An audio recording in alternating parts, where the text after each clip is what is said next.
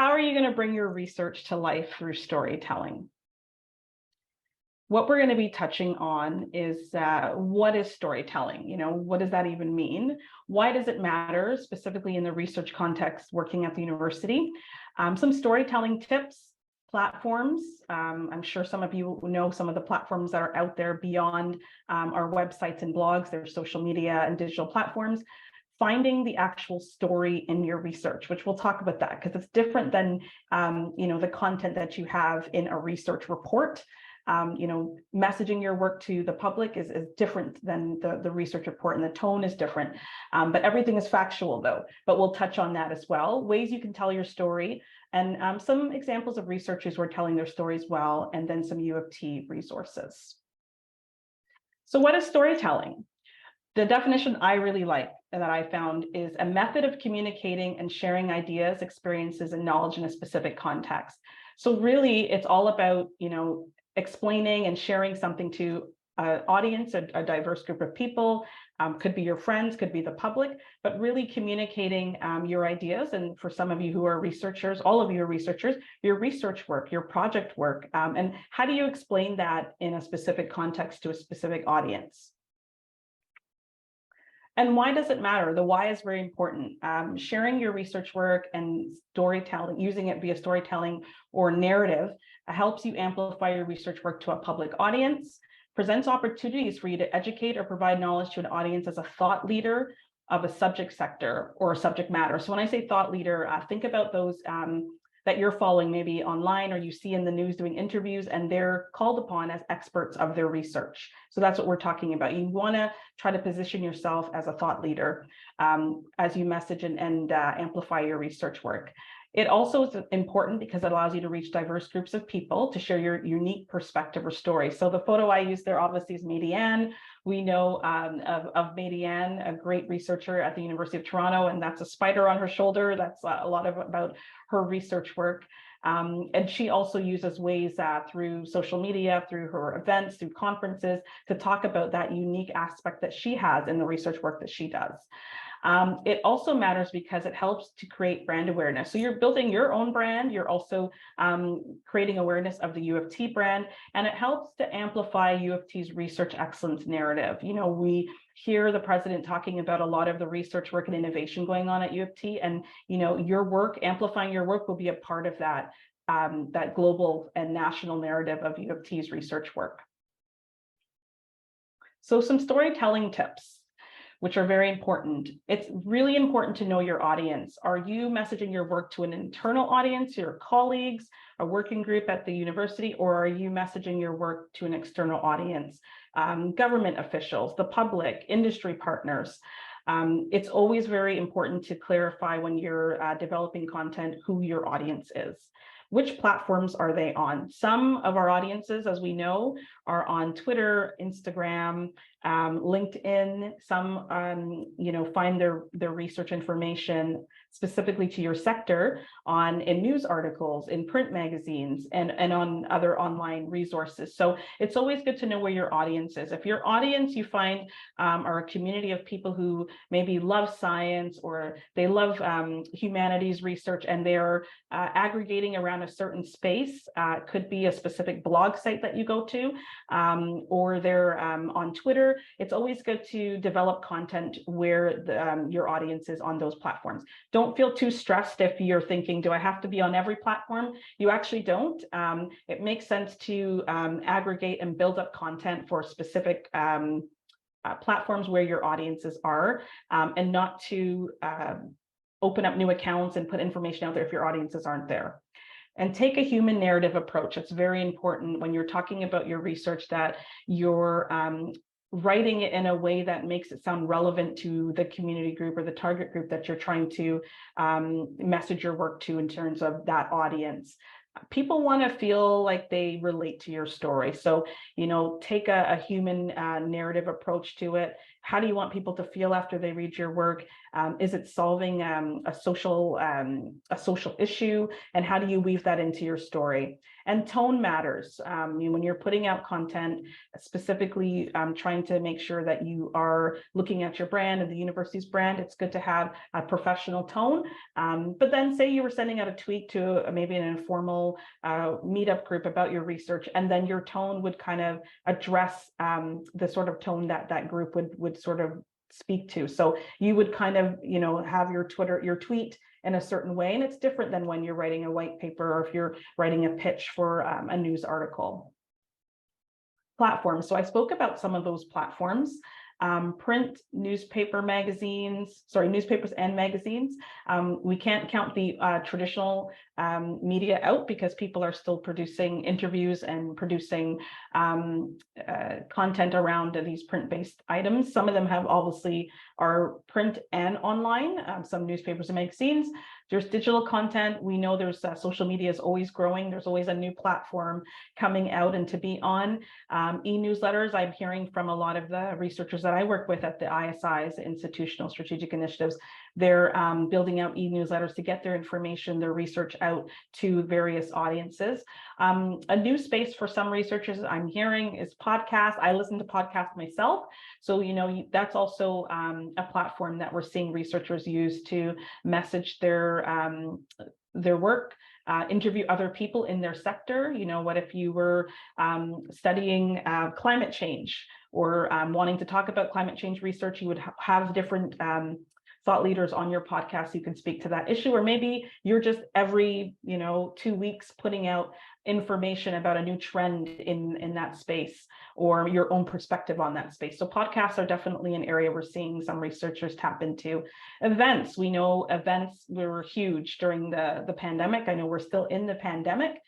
We did see a lot of researchers holding virtual events, and how do you build a panel, or how do you get information out there about your research in the agenda that you put forth for your events? And events are a good way to get some information out, to spark conversations around your research. So all of those platforms, we're definitely seeing researchers making sure that they have their research work embedded in all of those things.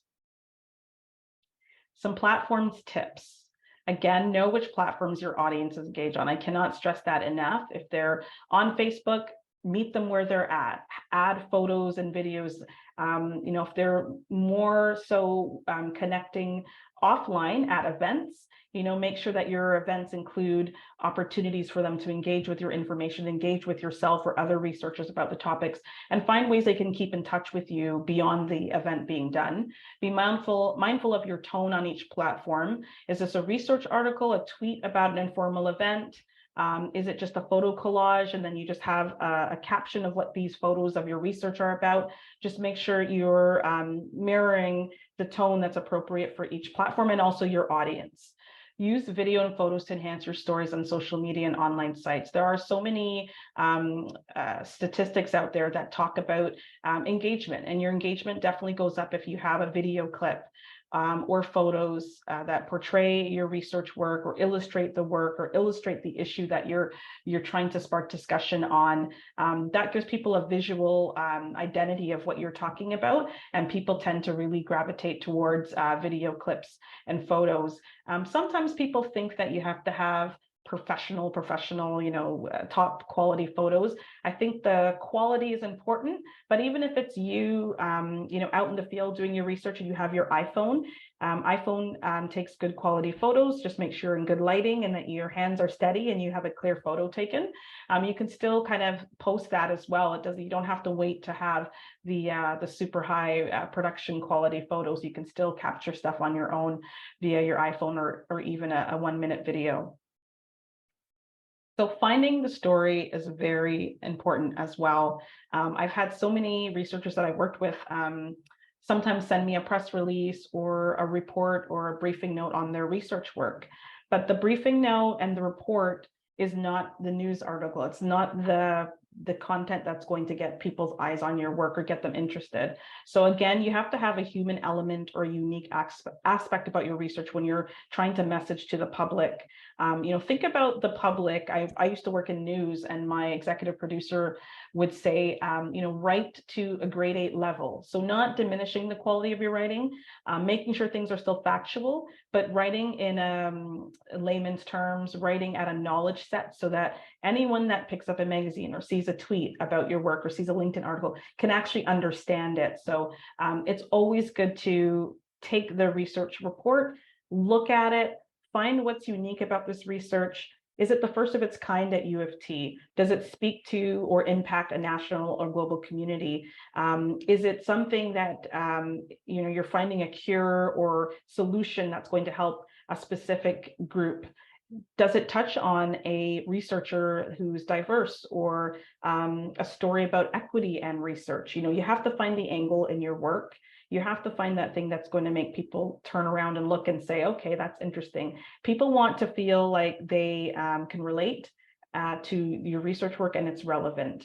I have a picture here of Kareem. Kareem is an alumna from, I believe he was at UTM, chemistry alumni, and he got into business with his dad. His dad also is an alumni of U of T, and they both opened a green cannabis company. So they're making sustainable cannabis and for medical purposes, and we had interviewed them. So, Kareem has a unique story. Him and his dad both went to the U of T, father-son kind of duo, started their own company, and really doing unique work in the cannabis space. So just, how is your own personal aspect? How could it be reflected even in your story too? We've had researchers that have said they left their country, came to U of T and started working, and then found ways to come up with products and solutions to help people in their own countries, in their country that they were coming from. So sometimes it's good to find a personal hook to the story as well.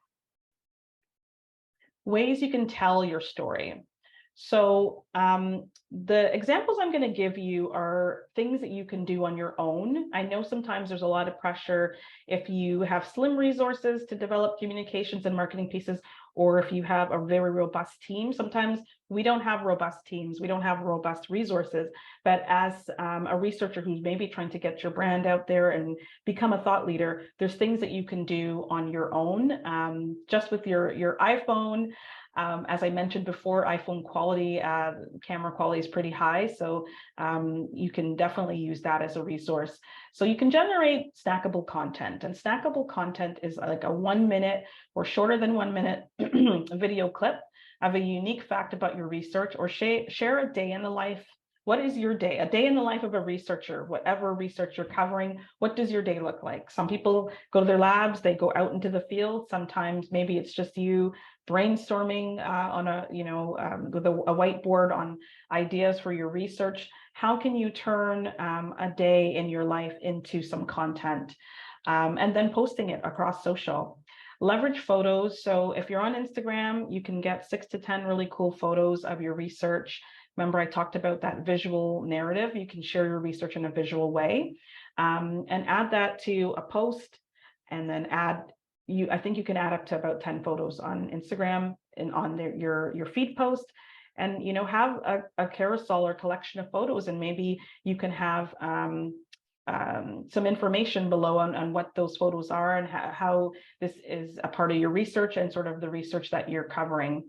Writing blog posts. Blog posts are back in style again. I know sometimes people said they kind of went out, but they came back. And there's so many different platforms that you can use. I know Medium is one. LinkedIn offers opportunities to write your longer post and add videos and photos. So, using the blog post format to talk about an important topic or an interesting angle or perspective of your research. Leveraging national global holidays, for example, Engineers Day or Women in STEM. So some of this very quick, content that you can do yourself could revolve around a global holiday. There's so many.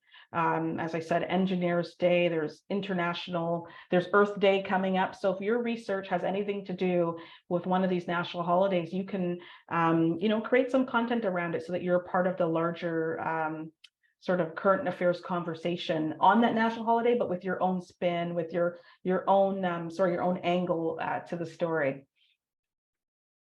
So these are some researchers who are telling their stories well.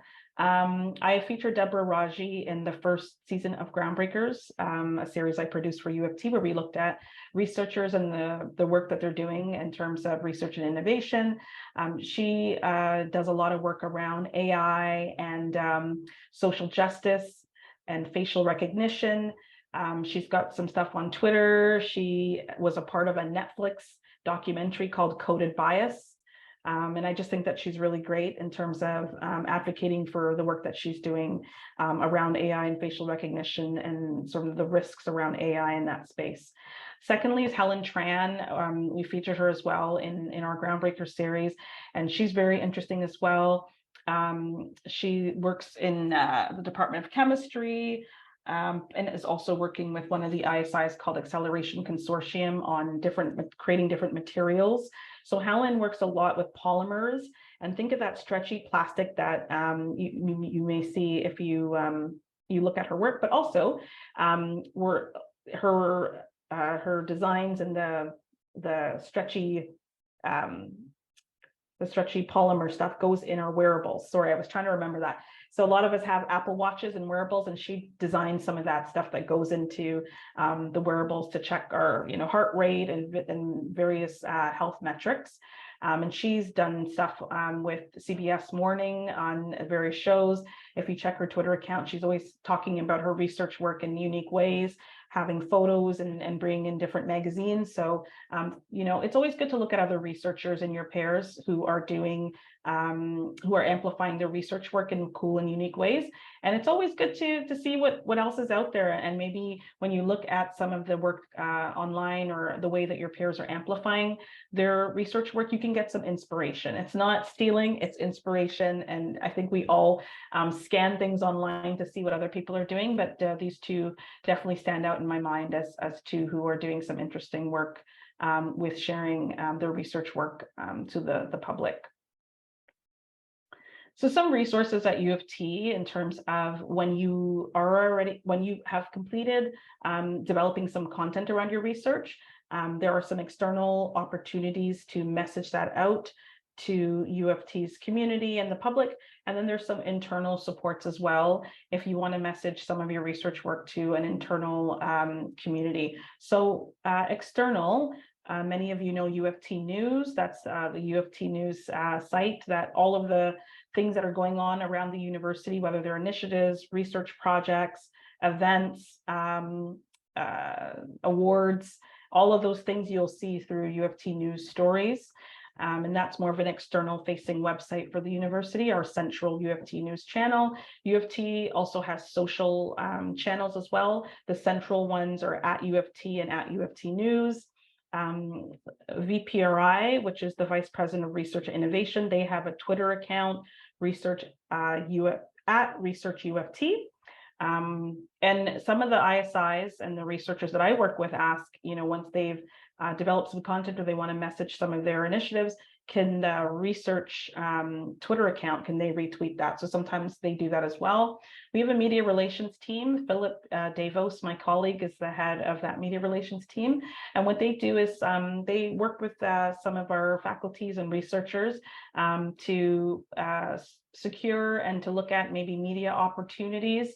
Some of them are reactive in the way that if a media outlet wants to have somebody at U of T comment about a specific thing, specific research or sector, then they know who to reach out to at the university to get them in touch with media. And some of it's proactive. If they know that there's a huge research campaign or a really interesting and cool initiative going on at U of T, sometimes I reach out to them just to say, heads up, the Black Research Network is doing something, or they want to message something around their initiatives. Do you think there's an opportunity here to attract media? So we've got a team at the university who handles that.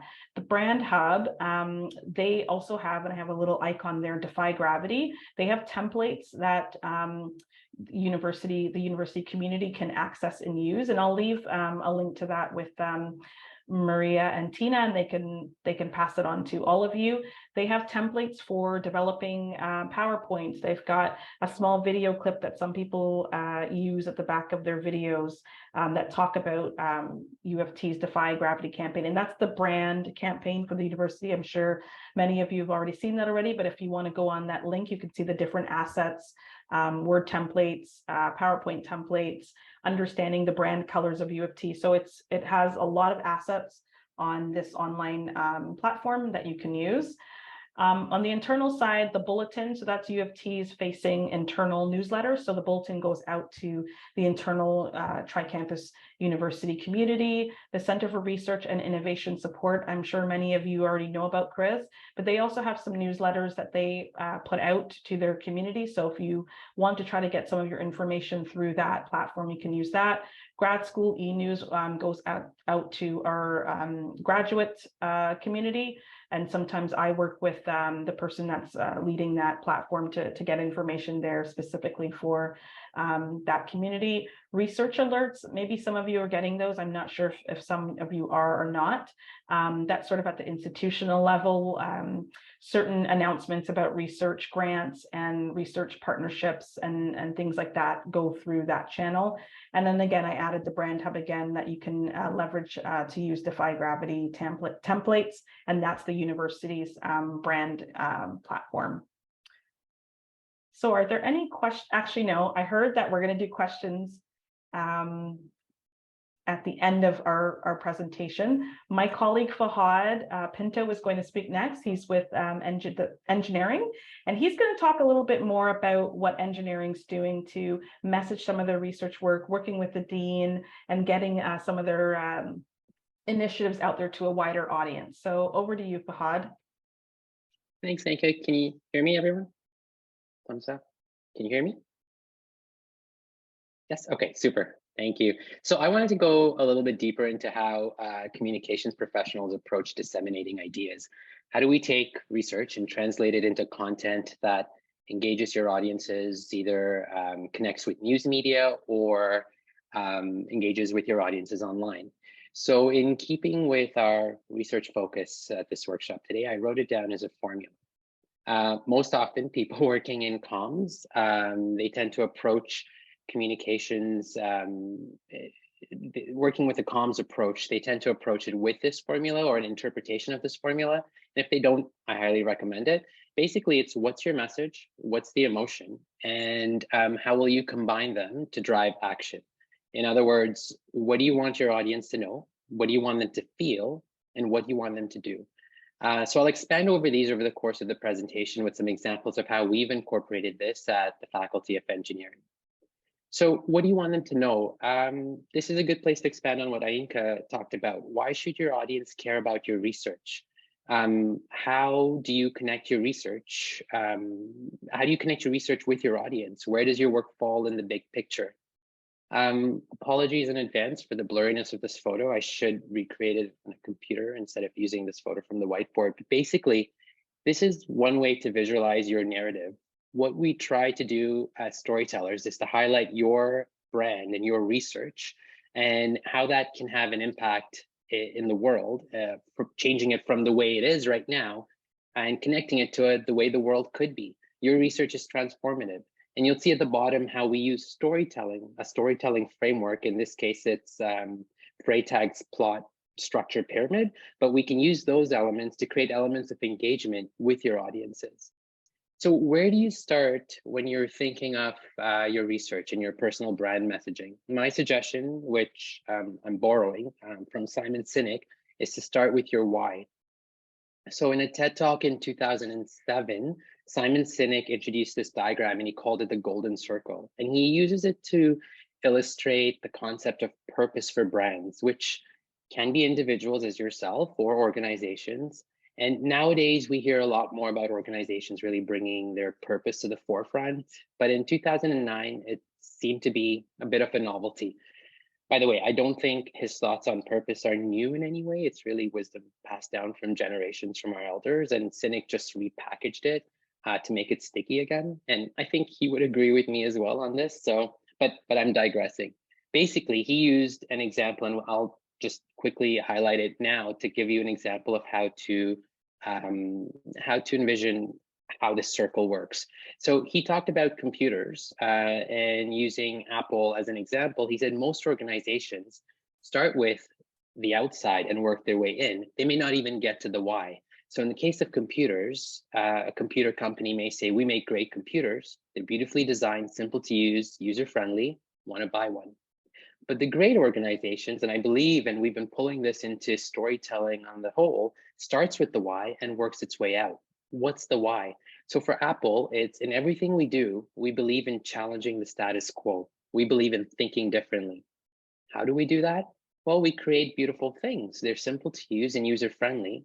What do? We just happen to make great computers. Want to buy one? So if you work the other way, you get to take the purpose and the why and embed it into all the types of research, all the storytelling that can be done.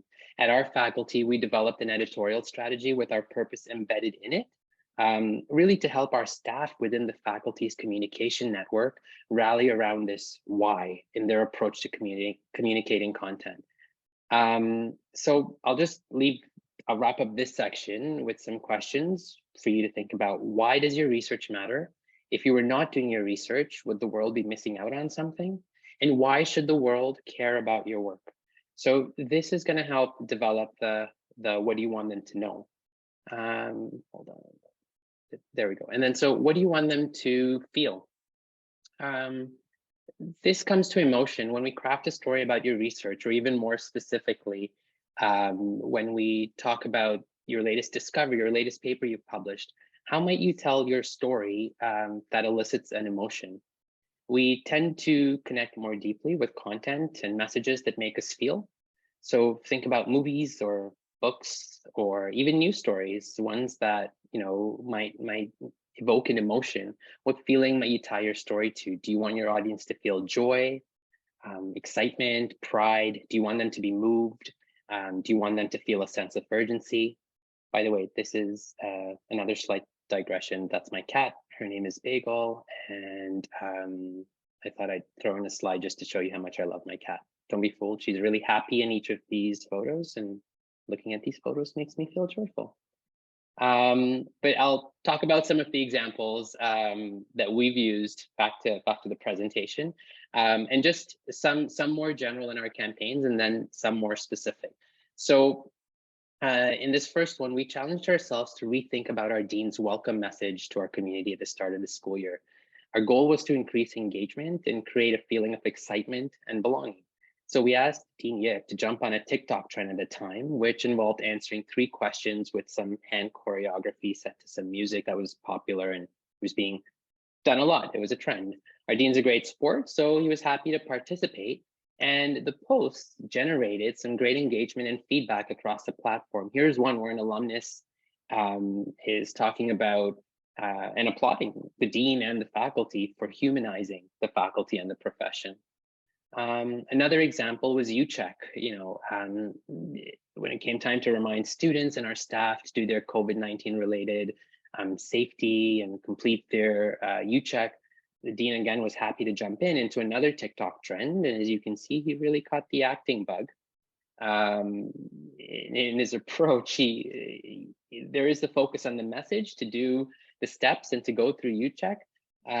But it also built a feeling of community. It helped create some good engagement and some positive responses within our community, especially during a time when there was a lot of tension around COVID-19 safety.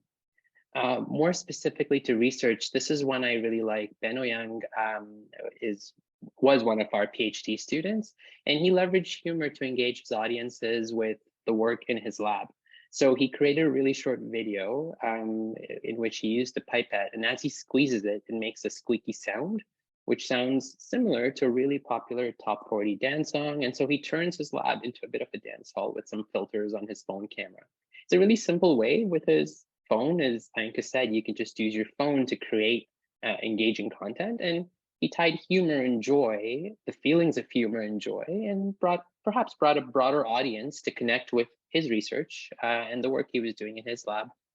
And another one is the Research Explained series that we did. They're 2-minute videos to show how our professors pivoted their research during the pandemic.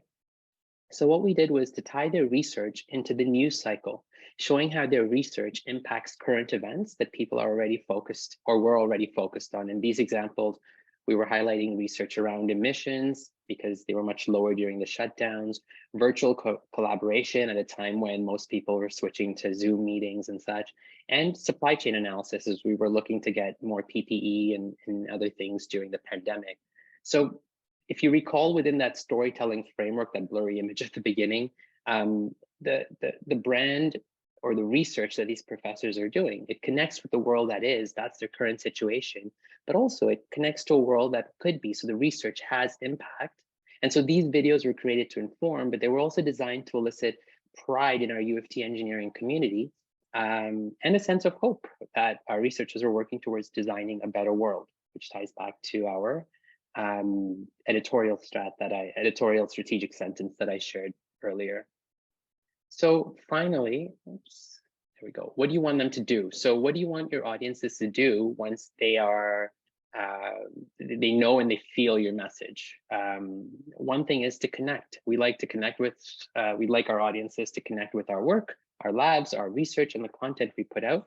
So here are some examples of how researchers and how we are trying to connect with different audiences. Percent shares an example of her latest paper, and her followers engage with it in the comments. Chirag connects with his students in this lighthearted photo tweet. So he's also connecting with his audience. And then we posted student places on campus during the fall break. And it was directed to our students, a place for them to study during their study break. But we also have a secondary audience in this case, and that was our alumni, for whom many of these posts were really raising a feeling of nostalgia. And then Jennifer shares a selfie of her first day back at teaching, and she's sharing her excitement and enthusiasm to be back in the lab. So you'll see all of these have content, like a message, but they also have the feeling, and then they're driving some connection online. Another thing we want to do is to encourage our audiences to participate. So in this case, you'll see U of T Student Life posting a poll to encourage participation, and they've got all sorts of feelings about chocolate. Then you'll see at the bottom there, Marianne inviting her audiences to participate in a research study that she's putting out. So she's put it out to her audiences that she's been consistently building online. And this one on the right was our back to school campaign that we designed in 2020. This was when the university began this semester entirely online due to the pandemic lockdown. So even though we were welcoming back students, mostly remotely, we wanted to reinforce our strong U of T engineering community spirit.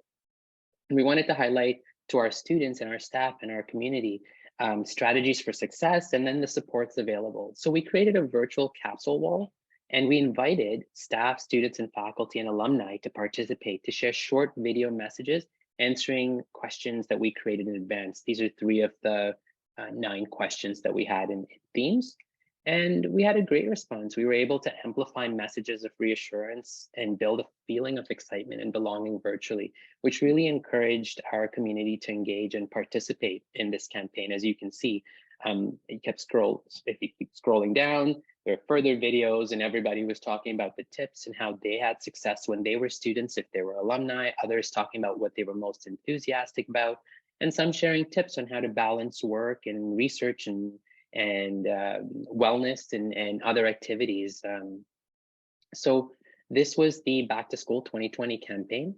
The other thing we'd like to do, we'd like our audiences to engage. This is another way for them to continue that, which kind of connects to participation. But in this case, we're not asking them necessarily to answer a question or go into a poll. For example, in the middle, Chirag is at a conference. And so a common tactic among conference attendees is to live tweet from the conference or share updates at the end with their online communities. And there might be some interaction there. There might be some engagement in reshares and likes and comments as well. And the one on the right is from one of our student research clubs. They applied and were selected to conduct their experiment on a parabolic flight in microgravity. So when Erin, the student, contacted us to let us know about this opportunity, we encouraged her to take photos and video if possible, and that would increase the reach of this research experience. And hopefully we could amplify that further through our channels as well. And that leads me into the final, my final suggestion on another thing that we'd want our audiences to do, and that's to amplify effective storytelling or effective telling of your research story. The amplification takes place on social media, as you've seen in these previous examples, as well as these, but also in news media. So finding a way to connect the message with the emotion and then tying it to the current news cycle, it increases amplification of your research to broader audiences. Some professors have suggested this tactic has helped build their profile, especially when it comes to grant applications. And so if you're interested in learning more about this, the comms lead in your units will be able to strategize with you as well. Our U of T Communications Media Relations team that Ainka mentioned earlier, they would connect as well. And there are ways to figure out ways or methods that your research may be applicable within the news cycle.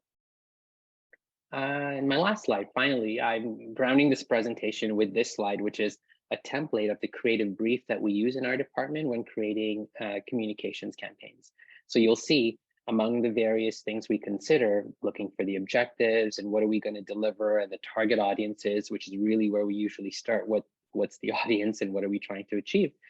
You'll see the 3 questions on the left. What do we want them to know? What's the message? What do we want them to feel, the emotion? And then what do we want them to do?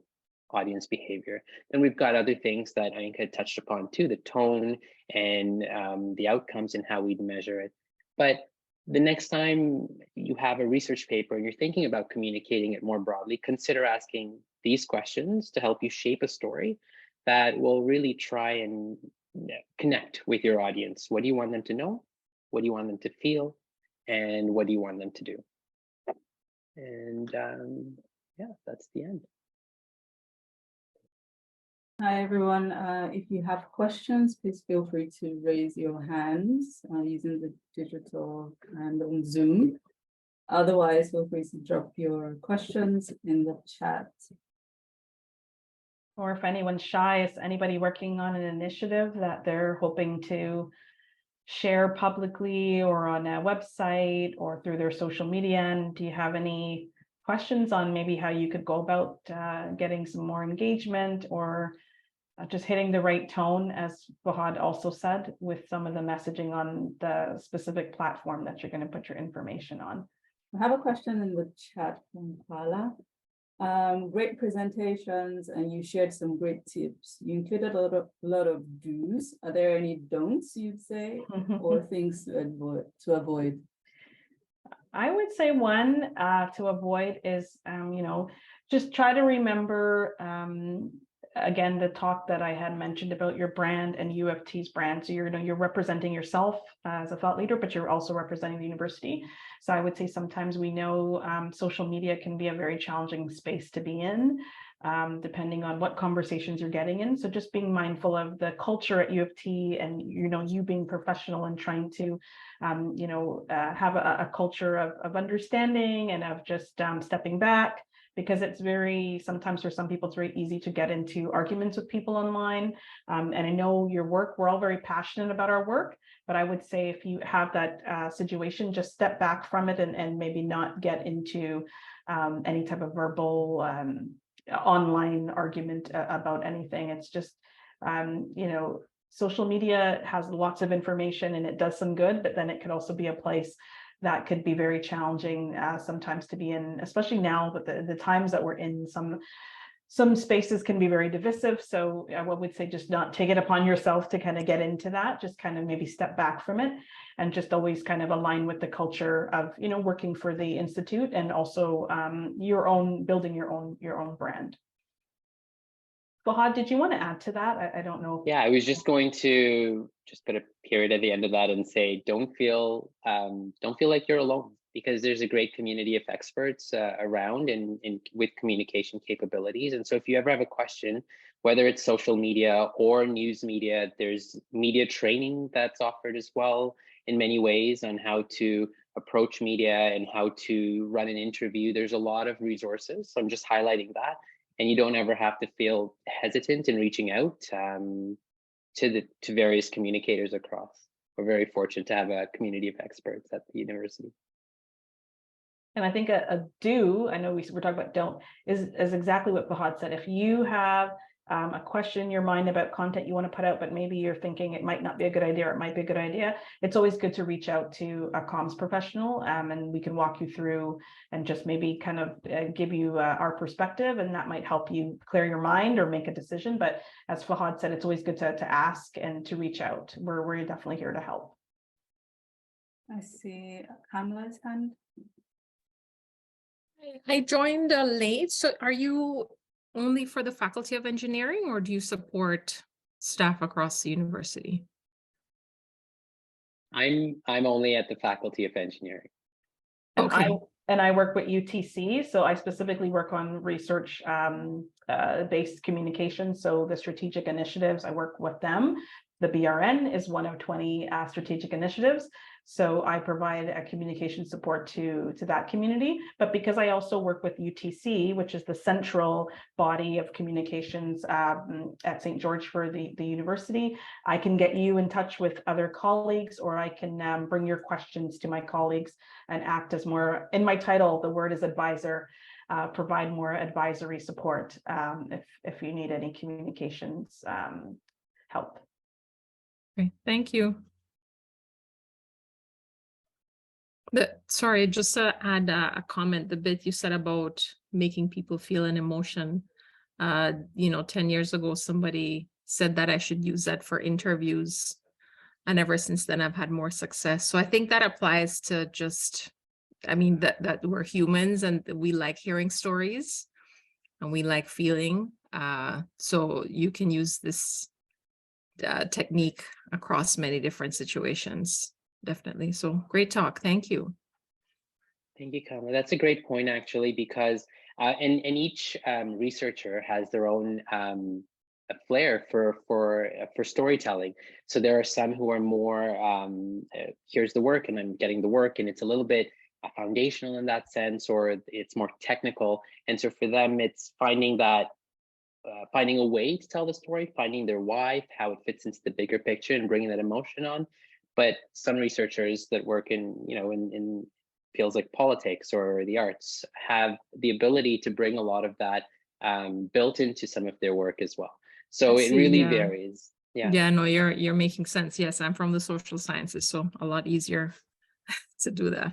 Thank you.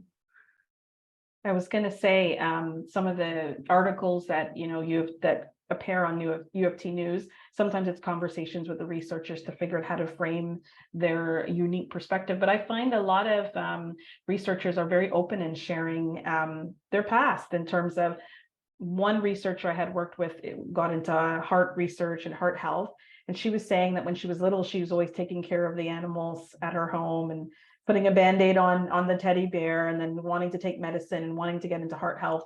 So those type of personal perspectives can really make an impact in your story. People want to feel like they can connect to you. So, you're, as Fahad said, you're looking for that human connection that people can feel relatable. But then after, as you kind of work into the story, we can talk about what your research is today and how you're making an impact in that space. But people like to kind of follow people's journeys as well. Who were you before you decided to take chemistry or get into medicine, or someone like Madiane studying spiders?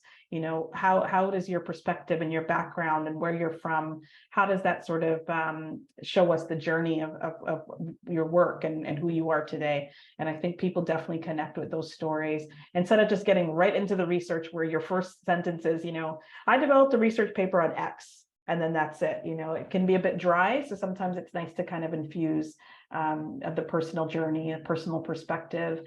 I also am working on a new project now, and it's with UTE, so University of Toronto Entrepreneurship, a startup. And the person was telling me they were taking a bath and they were looking at a bar of soap, and that bar of soap turned into a product that they wanted to develop that had nothing to do with soap, had to do with electricity and sustainability. So if they did not share that story, I could see the story being a little bit more drier in the sense of not having that human connection. But I'm glad they had shared that, because I'm looking at their messaging across different magazines and interviews that they've done, and they tell the bath story. So not saying to find a bath story, but it's interesting where people get their inspiration to develop solutions or to create things that are going to serve other populations of people who are looking for some answers and cures for things.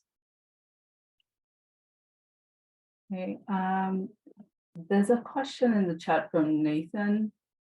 For thinking about platforms and where your audience is, do you think it is helpful to cast a wide net in terms of where you share information, or what platforms you put your effort into, for instance, to maybe bring in unexpected participants or people?